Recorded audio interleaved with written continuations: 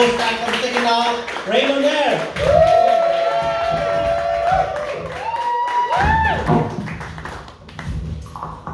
Hello, I'm Raymond there. That's loud, isn't it?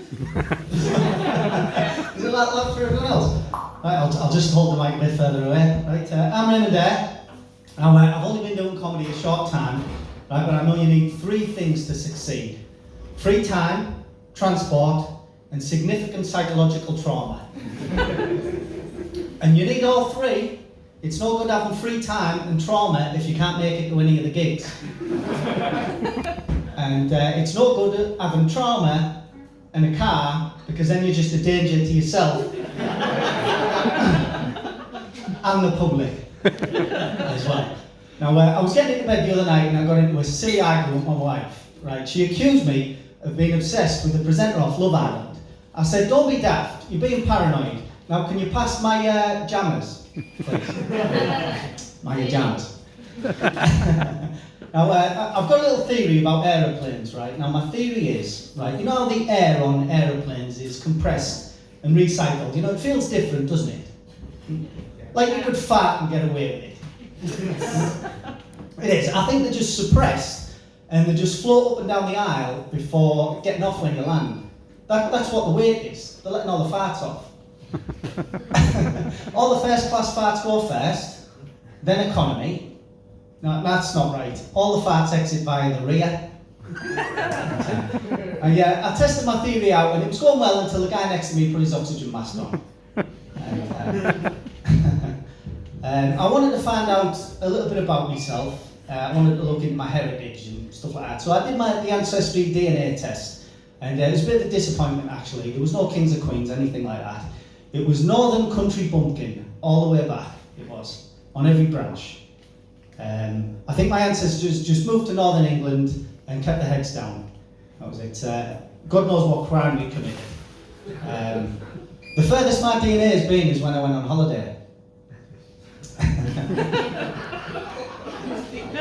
The name Ayr actually means, it's true this, it means someone who lives by a stream in a hovel. Yeah, and it explains a lot actually. It's why I wipe my ass with a dock leaf and drink my tea from the saucer. Yeah, I'm basically a hobbit. Oh, yeah. So it wasn't the outcome I was hoping for. I also, as well, I'm flying through this, you know, I think I'm nervous. This is no way, that's not going to be 5 minutes at all, this is all great. But I do think, right, this is a problem for me, this. I do think I'm one of the most forgettable people in the world. I do. You won't remember this. You won't. You won't. As soon as this is finished, white, right? But it's true, right? I've worked at my place for 13 years, right? And people still say to me, "So are you agency then?" And, I wear glasses sometimes, but it's hardly a disguise, is it? I mean, it worked for Clark Kent, but, you know, that's because he's not real. Now, I don't know, I think maybe it's an attitude thing. I was always my older brother's little brother, if you know what I mean. I was his mute sidekick, and I was defined by that. Like, even to this day, right, people will greet me. "Now then, Ray, how's Paul?" You know, he's main character and I'm dishing out side quests. You know, I'm an NPC in my own life. That's non-playing character for all you non-gamers. Yeah. And,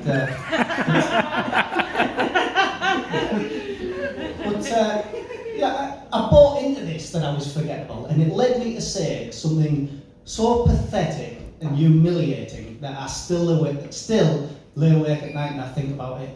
I was playing football and some guy on the sidelines, right, he was a bit of a geezer, but I knew him. He said, "All right, Ray, are you not going to say hello?" To which I, a 35-year-old man at the time, said these words: "I didn't think you'd remember me."